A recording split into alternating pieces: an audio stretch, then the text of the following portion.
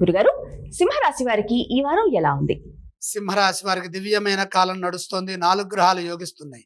ఏకాదశంలో గురువు, 6వ రాశిలో రవి, కుజులు, 3లో చంద్రుడు. శ్రేష్టమైన కాలం నడుస్తోంది. వచ్చిన ప్రతి అవకాశాన్ని ఉపయోగించుకోవాలి. అధిక లాభాలు గడించడానికి వీలు కలుగుతుంది.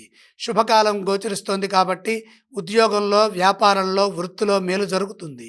ఉత్తమ ఫలితాలుంటాయి. ప్రయత్నాలకు తగ్గట్టుగా ఫలితాలు సానుకూలంగా ఉన్నాయి. పెద్దలతో సఖ్యత పెరుగుతుంది. అధికార లాభాలుంటాయి. శత్రువులపై విజయం సాధిస్తారు. మిత్రుల బలం పెరుగుతుంది. సాహసోపేతమైన నిర్ణయాలు కలిసి వస్తాయి. ధర్మబద్ధంగా అడుగులు ముందుకు వేయండి. మీరు తీసుకునే ప్రతి నిర్ణయం మీకు సానుకూల ఫలితాన్ని ఇస్తుందని భావించండి. ఉత్సాహం, ధైర్యం అవసరం. మీ ధర్మం మిమ్మల్ని గెలిపిస్తుంది.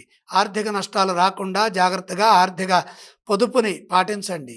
ఇచ్చిన మాటకి కట్టుబడి పనిచేయండి. వారం మధ్యలో చంచలత్వం లేకుండా వ్యవహరిస్తే ఒక పనిలో వివాదరహితంగా వెంటనే విజయం సిద్ధిస్తుంది. ధర్మదేవత అనుగ్రహ సిద్ధి కలుగుతుంది. మీ సత్యనిష్ట మిమ్మల్ని గొప్పవారిని చేస్తుంది.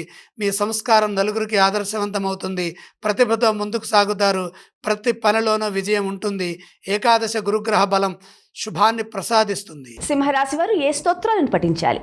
సింహరాశి వారు శ్రీరామనామాన్ని చదువుకోవాలి. వారు ఏ ఆలయాన్ని సందర్శించాలి? శ్రీ మహాలక్ష్మి అమ్మవారిని దర్శించండి. వారు ఎటువంటి దానాలు చేయాలి? దానాలు అవసరం లేదు.